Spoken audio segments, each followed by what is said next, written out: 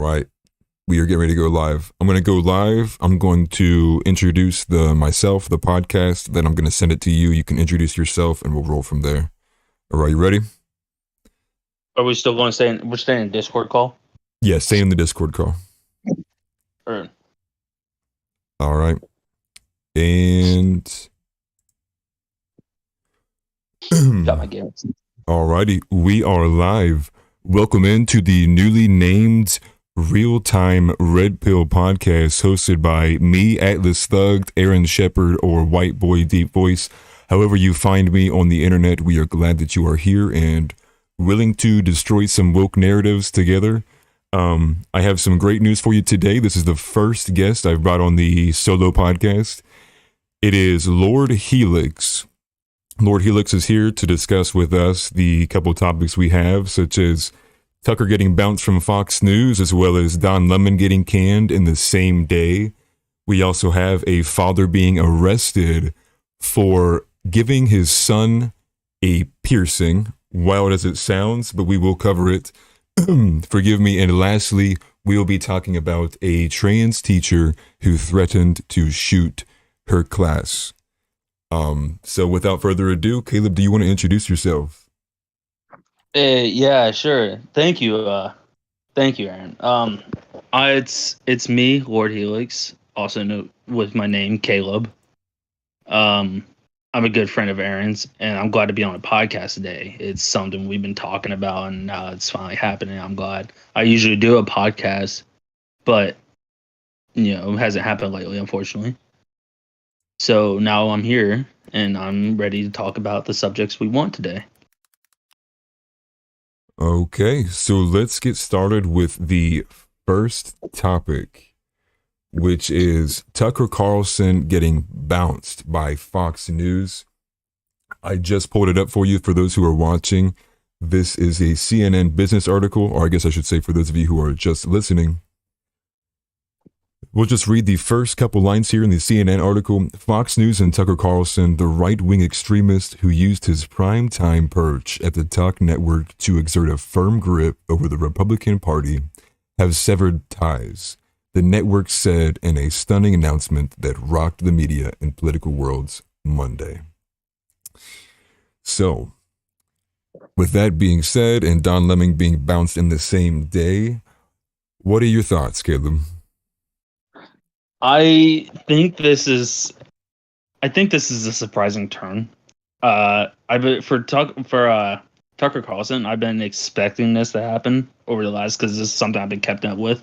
I haven't kept up with Don as much, but with Tucker, it's honest to God something I've been seeing coming. Tucker's talked a lot of the truth before with people they've interviewed on news medias. So it's not surprising to see that he comes up with the truth now about the whole, pharmaceutical companies selling out and shit. So I think this is gonna be a big, something I've seen coming. I don't know if a lot of our people have. Right, I would think probably people who have been following since Tucker was releasing, probably for a long time, people have been waiting for Tucker to get canceled for his takes. But probably more prominently in recency would be all of the January 6th footage that he had been releasing. And so with the word is true and that it's his higher ups, Rupert Murdoch is unhappy with the direction that Tucker's trying to take Fox News. I think it's only showing you that Fox News is exactly as what people have been saying on the right for a while, or those who are disaffected, which is that Fox News is simply controlled opposition. And I think really not much speaks more to that besides getting rid of your most prominent public figure or public talking head than what they did today. But I would say the complete opposite took place with Don Lemon. Now, we are going to play this clip here for you. Let's see here. This is the clip for Vivek Ramaswamy. Apparently, this is the clip that is in question. The New York Times writing that or Aaron Rupar writing that the New York Times has suspicions that this clip from Vivek Ramaswamy on CNN between him and Don Lemon, the exchange, is what played a prominent role in him being fired. Now, Caleb, with you being in the Discord call, if I play this, we're going to actually bounce this over to Watch Together and YouTube. That way I can guarantee you can hear this clip. So make sure you join that activity, Caleb. Yeah. Getting it up right now. Okay. Yeah. I got it right here. On this before I move on to. Okay, let me just switch this over. Pull it up for those of you who are watching. Okay, and we'll go ahead and play this up. I don't see what one has to do with the other, but go on. I took up a lot of time with Fox. Oh, it's fine. We have time. I don't really see what one has to do with the other, especially consider and using the Civil War to talk about Black Americans. That war was not fought for Black people to have guns. That's not. That war was fought for Black people to have freedoms in this country. Yeah. Actually, that's why the Civil War was fought. Okay. And the sad but that part wasn't about fought for Black people to have guns. I think. Actually, you know, funny fact is, Black people did not get to enjoy the other freedoms until their Second Amendment rights were secured. And I think that that's one of the lessons that we learned. Black people still aren't allowed to enjoy the freedoms. I disagree with you on that, Don. I disagree with you. And I think you're doing a disservice to our country by failing to recognize the fact that we have equality before the law. When you are in black skin and you live in this country, then you can disagree with me. But we're not. You mentioned in here that we have three different shades of melanin. Don, I think we have to be able to talk about these issues in the open regardless of the color of our skin. Black Americans today, to say that, compare that to 1865 and 1964, I think for you to compare it to 1865 and 1964 have equal rights in this country. Actually, I think it's insulting. Okay, so you heard it there. Not in that clip, but what I saw from that same segment was, I believe, either just before this clip starts, or either just after. Don Lemon actually rips his earpiece out in frustration for them talking in his ear. One can imagine probably telling him to cool down and that he's losing the argument or that he is simply humiliating himself.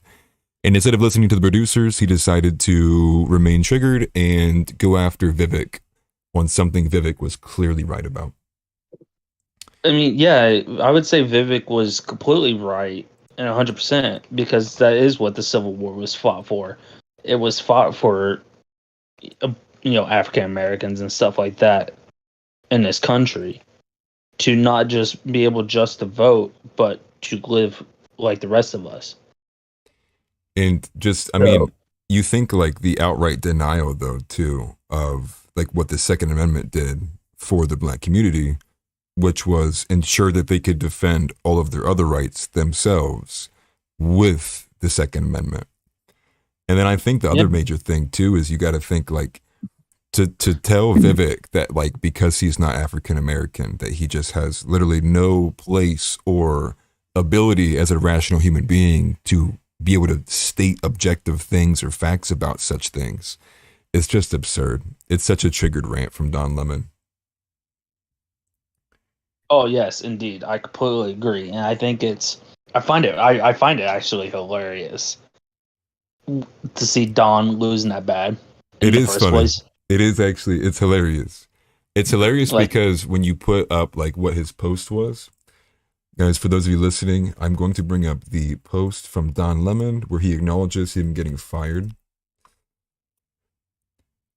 Because it's quite funny because I saw Candace Owens quote tweet about this saying like, why is the font purple? And I think it just speaks more to about Don Lemon always having to be different or having identity politics as his forte over anything else. But he writes in here, I should say, I was informed this morning by my agent that I have been terminated by CNN. I am stunned. After 17 years at CNN, I would have thought that someone in management would have had the decency to tell me directly. At no time was I ever given any indication that I would not be able to continue to do the work I have loved at the network. It is clear that there are some larger issues at play. With that said, I want to thank my colleagues and the many teams I've worked with for an incredible run. They're the most talented journalists in the business, and I wish them all the best. As he gets fired for being a bad journalist.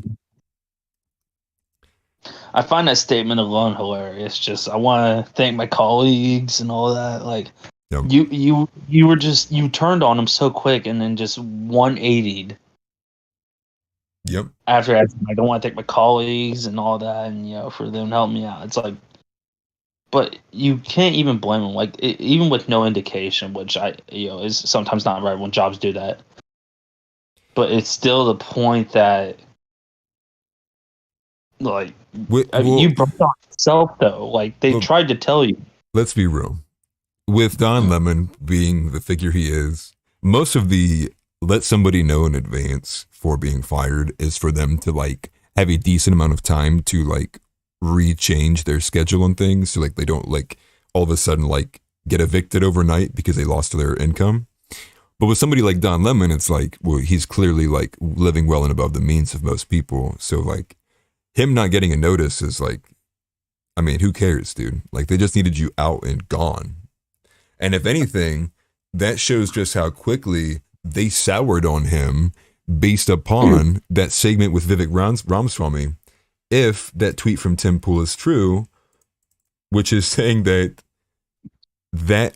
segment played a large role in why he's getting bounced. So I think that maybe I have no hope for CNN, obviously, but is this a sign that CNN is going to they're not going to disavow the left, they never will, but maybe they'll start pulling back on some of the more radical and emotionally triggered language that they've become so accustomed to using. And I think you're probably right there. I mean, honestly, I think that is something that will most certainly happen. I at least hope it would be nice to see that somebody like CNN of all places would be willing to take a slight change on laying off onto the hard left, like radical views and stuff like that. Like I agree, right. And like you said, they're not going to disown the left and the Democrat Party and all that. But I think this seems like it will be more of like they're lighter on the left views. Right. Yeah. Like they'll keep their typical like love is love kind of views, but maybe they'll start calling some of these riots instead of peaceful protests.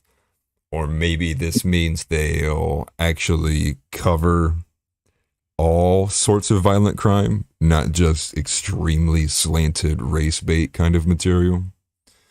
Yeah. Who knows? I really don't have high hopes for CNN, but that's a clear net positive for CNN to get rid of Don Lemon. So it's something. Yeah. I mean, like like I said, I don't have high hopes for CNN also, but if they'd tone down like the left, kind of like how Tim Pool is,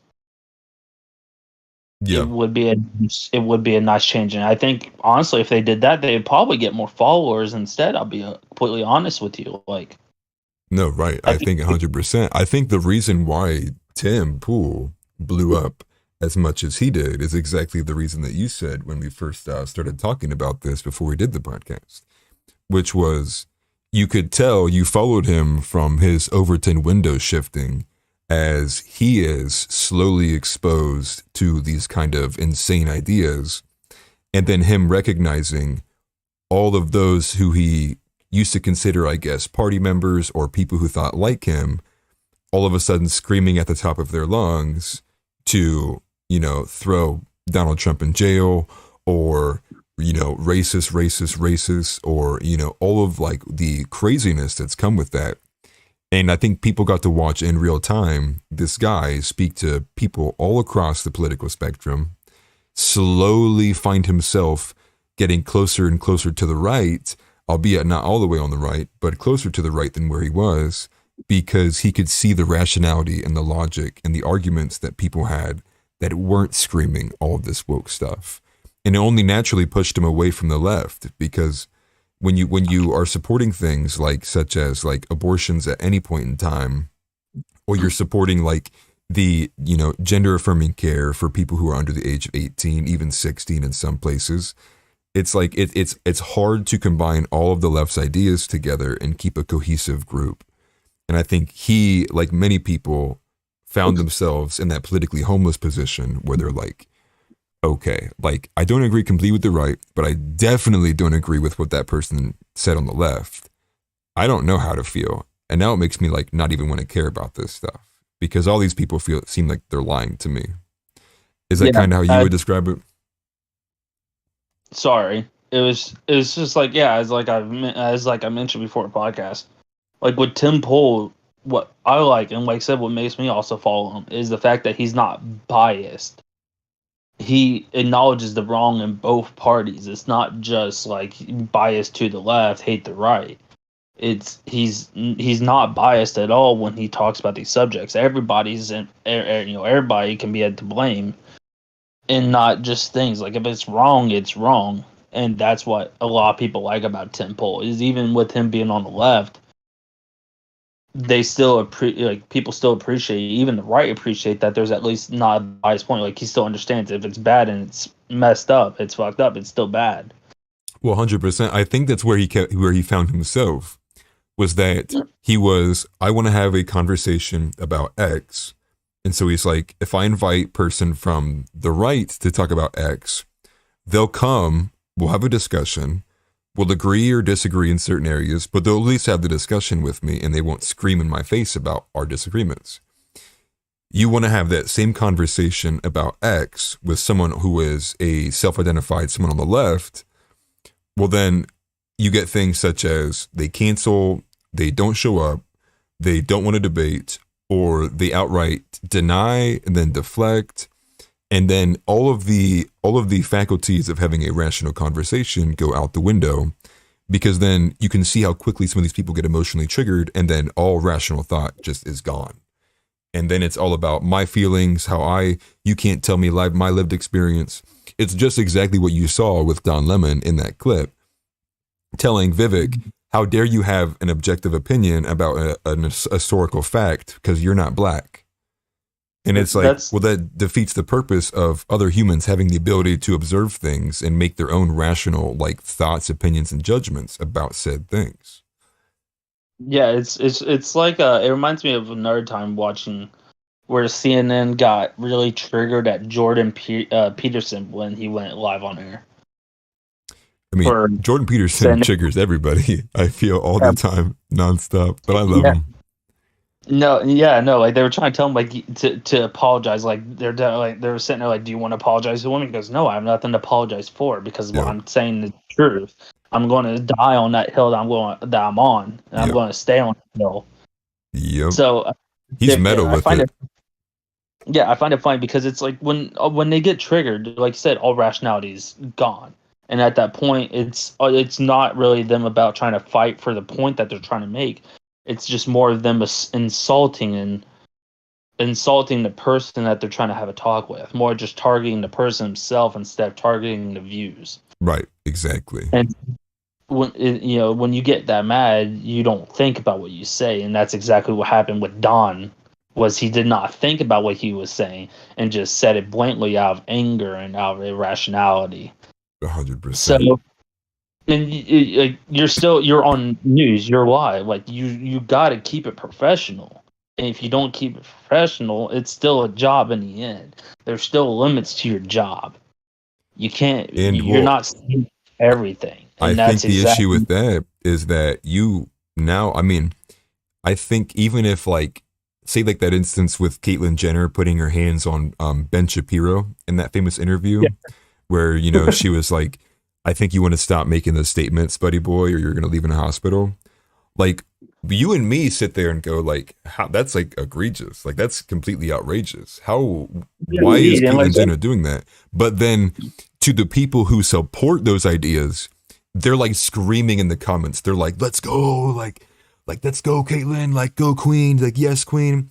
Completely disregarding the fact that the individual blatantly made a threat of violence to another person on there over words, because they will take any kind of action that progresses their ideology, whether it is outright negative on its own or not.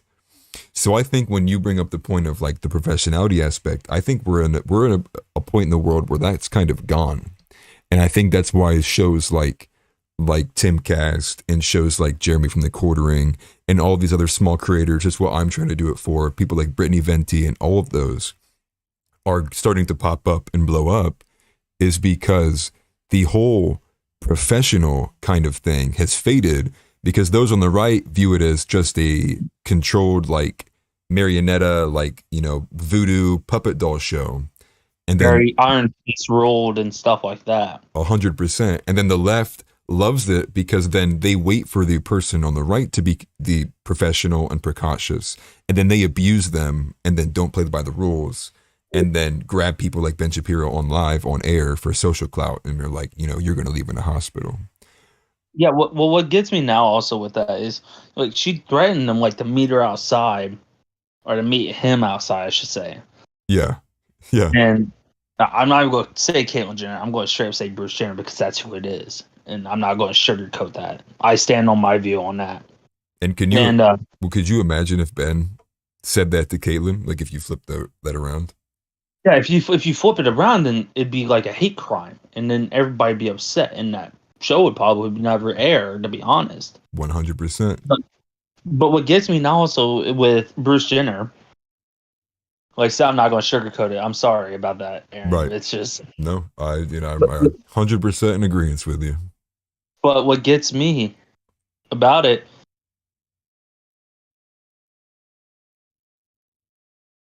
I think I lost you a little bit. You want to say that again? No, it's my fault. I'm trying to think. But no, I was saying, like, what gets me now is with Bruce Jenner. Sorry, I was trying to think about that. You didn't lose me. You're good.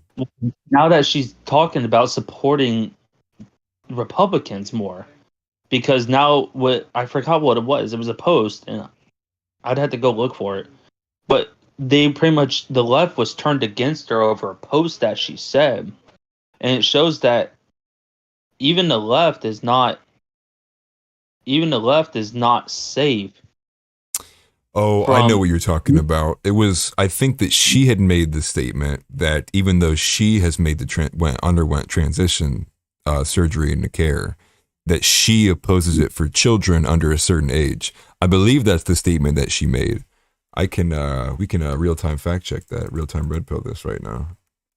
Yeah, because I think that was the case. I'm not sure. But it was the point she made a tweet how she was like, she was talking about, because it was on, Ben Shapiro was talking about it, and so was Tim. How she's going towards more the right now instead of the left because of how the left turned against her. It's I think it is I don't think it was about the age. I think it was Caitlyn Jenner. It was about men competing in female sports. I have a couple articles that popped up on Twitter immediately. And the one in quotes from Ollie London TV is, Caitlyn Jenner has launched the Fairness First PAC to try and protect women in sports. And so I think that is exactly what you're talking about, which is the left eats their own if you're not 100%, lock and step with the mob. And Caitlyn kind of wavering on the complete acceptance of transgenderism in all aspects of life was enough for them to be like, all right, you're out of the club. Now attack her. Go after her. Yeah, like it's free game now. Don't quote me, but I think there's another article also talking about how I think it was like a law or something that was passed for like the Olympic, where it was pretty much getting rid of transgenders being able to be in women's sports team and compete in women's sports now. And that should be the legislation people are putting forward.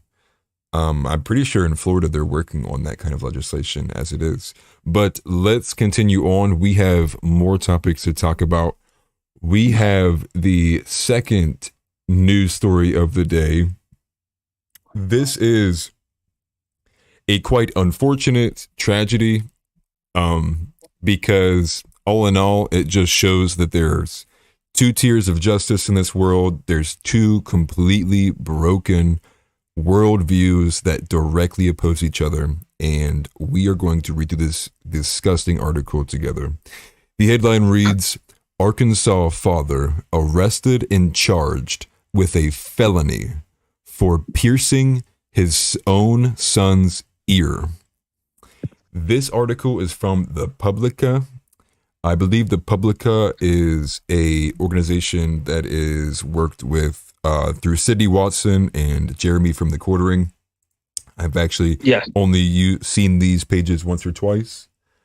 But have you seen this video clip, Caleb? I believe you said you did. Not of the Arkansas one. No, but I read what you sent me earlier about the headlines. Yeah, so the story in short is that he pierced his son's ear. Now, the report said that the son at school, when asked, I was either by a teacher or an administrator, they had noticed that the kid had a pierced ear, and he was only 17 years old. Why they would notice it and make something of this, I don't know, but the report said, and I may be paraphrasing, is that there was, forgive me, he had reported that his father was drunk and that he had him in a headlock and then he pierced the ear. That was listed in the report. However, the kid himself is the one recording this video and also on video saying that he asked his father to do it. So it directly conflicts with the report that they have on there. The video is very short. It just shows about 5 cops busting into the house to arrest the dad rather aggressively for piercing his son's ear. You know, that the article or the headline says it all. So Go ahead. So I just watched a video because somebody even posted on TikTok of all things. It was what it was is the son wasn't 17. He was because it was a Class D felony for performing body art on a person under 16 years of age. And so yeah, it was 4 cops went in to arrest this man and brought him out. In a complete overreach of force. And what's wild about this, obviously the most easy comparison to make, and the reason why this story is going viral, or it's a now viral video, is that they will bust your door down to take you to jail for a Class D felony for piercing your son's ear, but they will completely support you. In fact, probably help finance you, that same child, to getting his genitalia mutilated, to getting castrated, to getting hormone blockers. You can completely change your gender, but you can't get your ear pierced. It's some of the most wild stuff, man. It could also just I don't know, Arkansas's laws. Arkansas can just every state has their weird laws. So it could just be also Arkansas just has a weird law about that. But it's still the point, both sides are not right. Like you said, the fact that House will be perfectly fine and probably even financially support with child body mutilation of removing the genitalias or hormone blockers or stuff like that. But yet again, they'll arrest somebody who was drunk and decided to pierce his kid's ear. But also supposedly you have a report on video that the child was okay with it. Don't know, haven't seen that video to prove that. But to sit there, and it's the justice system we live in where there's been a lot of times where incidents like this happen, where crimes that have been worse than others are perfectly A-okay. But other crimes, which don't get wrong, like I said, it's still not right that you forcefully pierced your son's ear being drunk. Right. Even that's what I don't think has been verified or not. Whether he was actually drunk when that happened, because I think most of everything conflicts with him being drunk. I don't think it would have gone this viral if that was even the case. But let's operate with that. We'll move forward with even if he was drunk. But if his son was okay with it happening and is fine with it, even if you wanted to remove the body art as the state, the ear piercing's going to heal, the wound's going to heal. It's not going to leave him with irreversible damage. Yeah, exactly. Like the only thing that can really be bad to happen is an infection happening if there's not proper care being taken. Right. It's quite frankly, it's depressing because I think it's showing that they're going to probably start, like if this becomes normalized, right? Like if we allow this to be normal, that we just accept the fact that they can come into your home and box you up for piercing your son's ear. But what's not normal is that they won't, or I guess what is normal is that they won't have the same reaction for someone sterilizing their child. Is like, well, where do we go from here? I quite frankly, it's a very bleak outlook, because if you want my honest opinion, stories like this are only just progressing our discourse as a nation light years towards the civil unrest and civil violence. Yeah, because I completely agree, and it's honestly quite horrifying to think if this is the way things go, how much worse it can get. Like if this is where we're at right now, how much worse can things get? Like to be honest, my opinion, I believe that the world is like the United States is on the verge already of a civil war happening. Right, and I think Like the issue with that is that there's a big majority of people who see that the writing's on the wall with the civil strife and civil war. And there's also a big majority of people who have no idea what the hell is even going on. Yeah, and so I feel like if a civil war does break out, the people who don't know what's going on there's a big chance in that they get caught in a crossfire, and they could be bad. It could be bad and catastrophic. It's honestly got scary when you really put a lot of thought in these things that are happening. Right. I personally think that. Well, Sorry. No, go ahead. Clicking. Oh, you're turn fine. back on my. I'm trying to turn back on my phone to review all of that.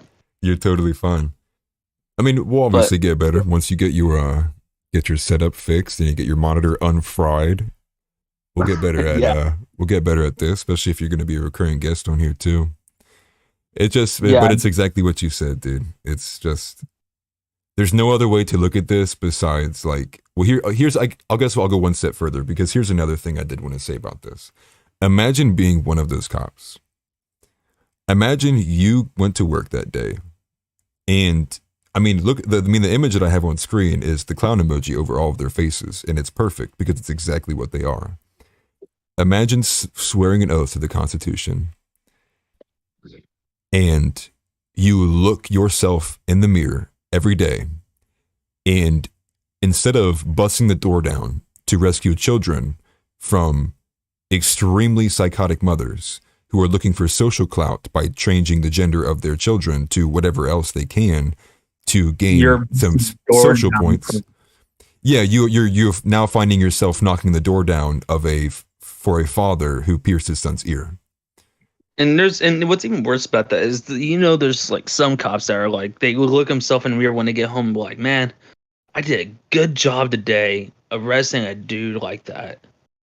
That was a good pull today. Congratulations, good job, guys. Commissioner office just sitting here handing out silver stars. Yeah, good job. When they do those the drug bust, and there's we busted 40,000 pounds of weed, and they take those pictures, all the cops will be posing in front of the weed that they just busted. Yeah. I bet you not a soul is gonna try to take a busted cinema photo with stuff like this. Not a chance, dude. If there was, that would be hilarious, not gonna lie. I imagine you have to feel shame doing that. But my thing is if you feel shamed in doing it and you won't even look at people at the camera because you are humiliated, this is what you're doing with your life, why are you still effing doing it? How can you not have the wherewithal or the balls, cojones as a man to be this isn't worth it, dude. I'm not taking this guy. I mean, you don't have to tell the other officers off and try to fight them to the death with your handgun, but you could at least be maybe it'll give you a symbol to the rest of them and be you know what, guys, I was cool with what we were doing. I'm behind the mission. I'm 100% behind protecting the community and people. But guys, this is too far. Can't you see what we're doing to this guy? Can't you see like the message we uphold by the actions and decisions we choose to continually take? But you don't see any of them doing that. And I think a lot of that also plays into the fact that early on in COVID, most of the good cops who were unwilling to even enforce the lockdowns back when all quit. So we very well might already be in the period where all the cops are only, for the most part, bad cops, because they were the ones willing to stick around and through the lockdowns, willing to shut businesses down, willing to ensure that churches couldn't be open, willing to make sure that individual, small businesses could not fluctuate while keeping box stores open, such as Amazon, Walmart, all of that stuff.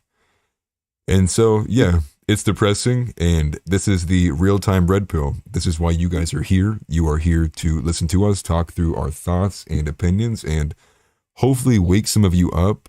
Hopefully, maybe some of you came in here having some not so normal views, and maybe they get normalized. That's just sort of the goal that we have here for ourselves. Any more thoughts on this, Caleb? Or are you ready to move on to the next topic? One thing I would like to say real quick, it's just also bad because it's not even just like even during the COVID period where someone quit. It's also the fact that there's a lot of like, as my uncle has told me before, as a retired commander in chief of an office, is that the problem is the people who do want to say something and the people who do want to like fight back against it and actually want to be good cops and uphold the actual morals and laws and not just something like this. Is a lot of them, because the biggest problem is that a lot of the higher ups are more corrupted and crooked, or even then there's a lot more corrupted and crooked than there is good cops. Right. So then they become targeted. It usually leads to like sabotage, something like that. Anything to get them to either change their ways and comply with the rest. Well, this is why I make this analogy all the time with what you're saying with the bad cops, good cops, and also our viewer here, Adrian. The issue in the analogy I usually bring is the fruit basket, right? So bad apples, good apples. Okay, well, if you have a bunch of moldy, disgusting, rotting apples, but there's a couple good ones somewhere in there, are you going to dig through the rotting apples to pull the good ones out, or are you just going to dump the whole basket away? I was going to make a joke and say depends how desperate I am for an apple. Okay, say you have plenty of apples. What would be the normal course of action? Then you would just throw most of them out. You would just, yeah, right. You would just probably toss the whole thing away. But I'm going to take the analogy one step further. I don't think it's that it's just the apples in there are rotting. I think the basket that contains the apples has rotted and has been rotting for a long time. In fact, it is so dead it is decay. And I think when people bring up the whole like ACAB, now I don't think all cops are bad, but I think the system and the institution in which they gain their authority and power to operate behind is completely and 100% corrupted and slanted towards the average American in this country. So by going and living out this dream of like you're going to be the one good cop and a force of a bunch of bad ones only continually subverts the entire system. By you, instead of recognizing the system for what it is, you choose to play main character hero syndrome and think that by you yourself jumping in there is going to 100% fix the whole community's problems. I think, in fact, that's arrogant and entitled, and it lacks great and broader perspective over what really plagues the American citizen when it comes to police brutality and just blatant misuse of force and aggressiveness by the government in hand. Yeah, like to put it back on your analogy is the thing is when the basket's also rotting and you put a bunch of good apples in a decaying basket, then the problem is that basket's going to spread to those apples. It's going to make them decay and rot faster than putting putting good apples in a good basket and then watching both decay over time. 100%. But let's go ahead and move it on to the next topic. We have the sad, I guess, I mean, can't really get much sadder than the last article, but it does because it gets horrific. Now we're past sad. We are in the horrific side of things. This was actually brought to my attention today by Caleb. In fact, well, actually a couple days ago, you let me know, but the article I didn't get my hands on until today. So the third topic we're going to talk about here today, from the dailymail.co.uk, transgender teacher is removed from school after threatening to shoot some students days after seeing social media posts discussing her sexual orientation. Police removed 3 firearms and ammunition from her home. Now, the 2 subtitles that it reads here with it is, she heard about social media posts discussing her orientation negatively, and transgender's teacher then told school counselor she was having bad thoughts. Now, I'm going to go ahead and read in a little bit more on this one because we should probably get a little bit more detail about this before we talk at length. A transgender teacher has been removed from a school after allegedly threatening to shoot some students days after seeing social media posts. The teacher from Florida, who uses she, her pronouns, has been removed from a classroom, Hernando School District, and police has seized 3 firearms and ammunition from her home. The Fox Chapel Middle School teacher is allegedly transgender and recently learned of a social media post discussing her social... Okay, they mentioned that 3 times. We'll skip past that. So the teacher went to the school guidance counselor's office after she said she was having bad thoughts. Now imagine that you'll have to go as a teacher to the school counselor who's meant to be there to support students because you have bad thoughts. See you, Adrian. Thank you for stopping in.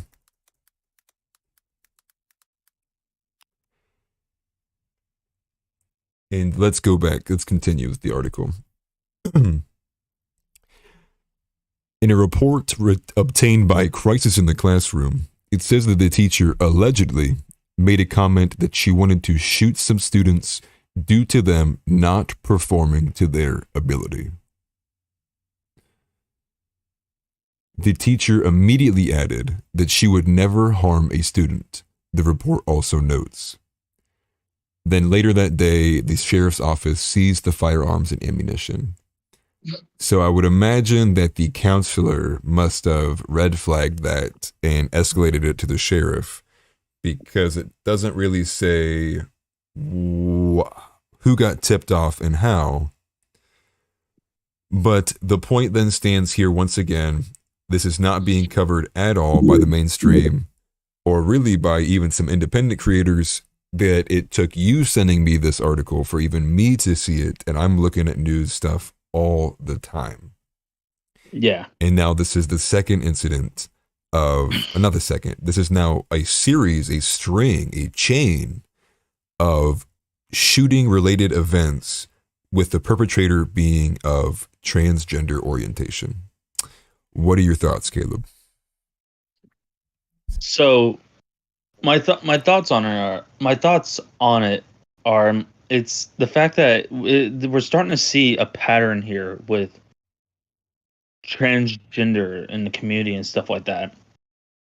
Is stuff like this is happening, and how we talk about where it comes to irrational thoughts over being triggered.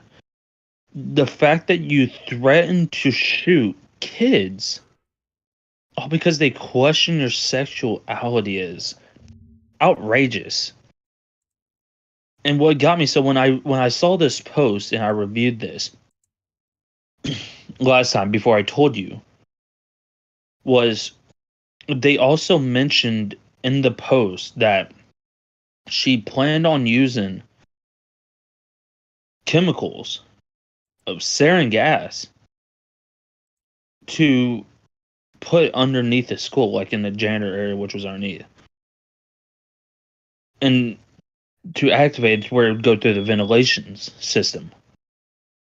And that's completely outrageous. And then looking back on it yesterday before we could start the podcast, it was edited again, and it was edited again, and it was no longer in there. And this was updated again at 11 on April 17th, which was before I even told you about this. So the fact that... Yeah, which is insane. The whole sarin gas thing is like, that is literally the terrorism stuff that we talk about. That's just never. Yeah. It's never outlined in that light. It's always that the person was far right and that the terrorism comes from the far right, and it never comes from the left. Kids.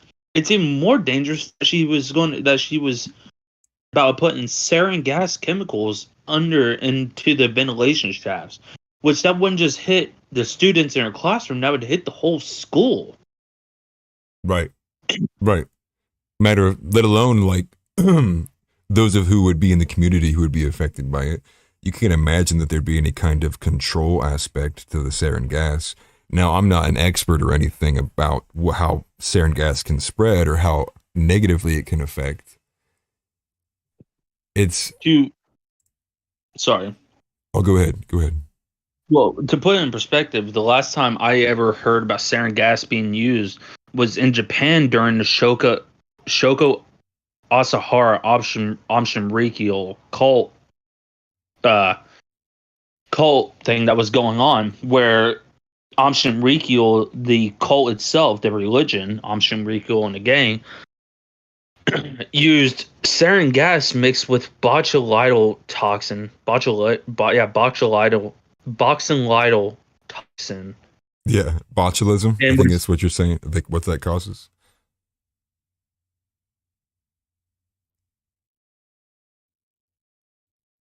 Or at least I'm pretty sure that's what it is. Probably. I'm not sure actually, but it was. But I know all I know is it was called botulinum toxin or something. Anyway, when it was mixed in with the sarin gas, what happened was they wanted to cause a big terrorist attack. So what they did was they had a couple members of Aum Shinrikyo board the big metro stations, and had two packages. One with sarin gas, the other one with botulinum toxin. And what they would do then is they stabbed the bags with pointed tips from an umbrella. And what would happen is the chemicals would get released. Well, when they mixed together, sarin gas is already toxic enough. It caused blindness, paralyzation, death, stuff like that. And so what happened was they were having these put on planes, stabbing them, and then getting off at the next station. And the trains would just keep going. So where the point was, these trains would reach where the royal palace is, the city where the royal family sits in Japan, and then try to blame them on everybody else to start World War III. That was their idea. So the fact that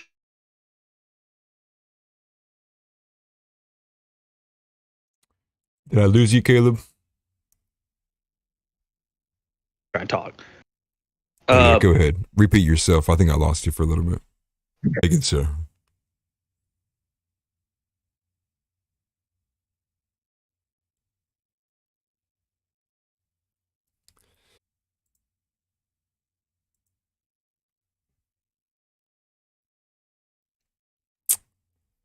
Caleb, can you hear me still? Can you hear me, Caleb?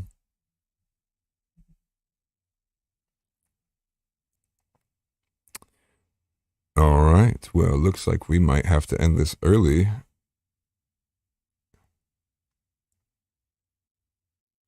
Caleb, can you hear me?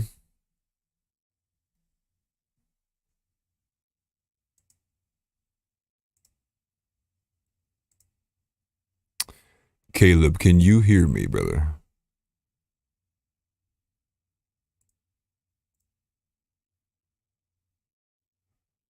Apologize to those of you who are watching, having some technical issues here.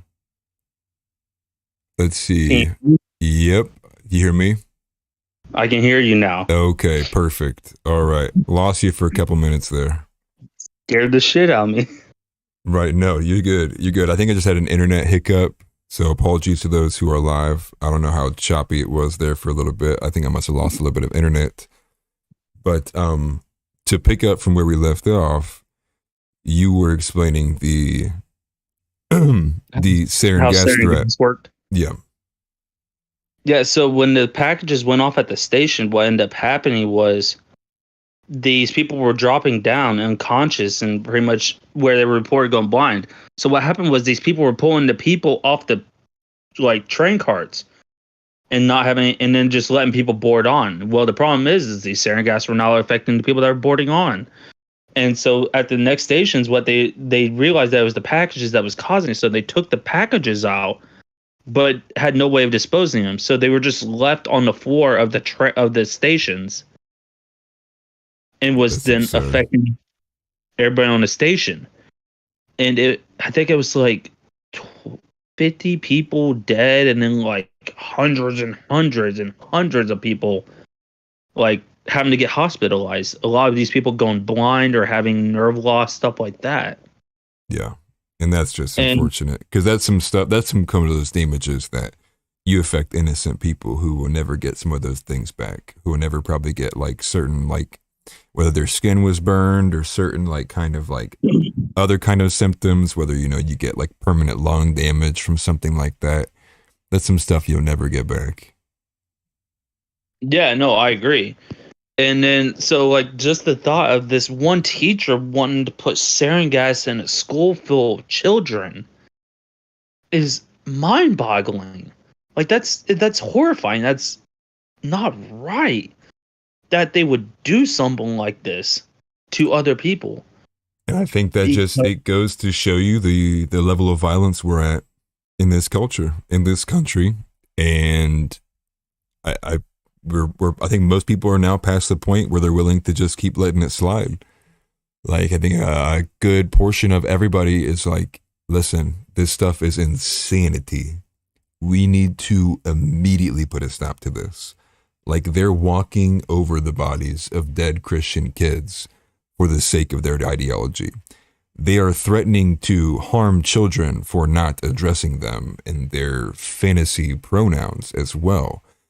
And then you combine the fact with what will happen will be, don't you dare attempt to pierce your son's ear without a specific license and a notified notary source from the government, because they will come in and take you if you do that.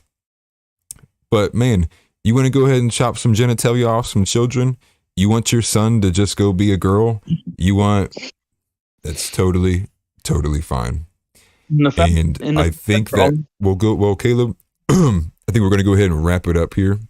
I think after losing connection, I think the stream actually kind of died on us. So we can just wrap it at that. I appreciate you coming on, Caleb. We've got to an hour mark, essentially. We can wrap it up with some final thoughts here. I did want to thank you for coming on. Hopefully we will have you on in the future as a recurring guest.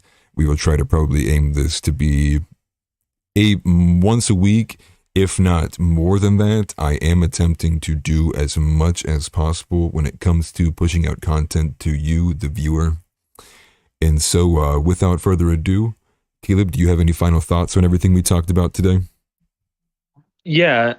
So I think it's important, and I hope we can do these streams more. I understand like we had a little lost connection. That happens with everybody. Trust me, when I thought I couldn't hear you, I went and checked. Right, yeah, we'll get better at it. I went and checked, but my connection was running fine and everything was running fine. I ran a diagnostic on it real quick because I was scared. But I hope like I'm glad to do this, and like we talked, me and Aaron are going to try to do this on Mondays, since it's a day that we have free time for most of the time, unless something comes up. Right. Yeah, so let's try to set this up to be recurring on Mondays. At a minimum, we should at least do it twice a month. If we can get it down, we do it once. We do it, every single Monday. That would be spectacular. And hopefully the goal is to grow this into a bigger community and maybe get to the point where we can actually take calls from viewers who want to talk about what they're concerned about related to the news commentary, cultural topics, all of the like. Once again, Caleb, I want to thank you for coming on. I appreciate your time and your willingness to pay attention to detail. And I want to thank the viewer, you who are at home, who made it to the end of the episode. I appreciate it very much. You can find me on Twitter. You can find me on Google. You can find me on YouTube. Instagram as well. White Boy Deep Voice, Atlas Thugged, and I think we're going to wrap it there. This has been episode number 4 of Real Time Red Pill. Thank you all, and have a good day.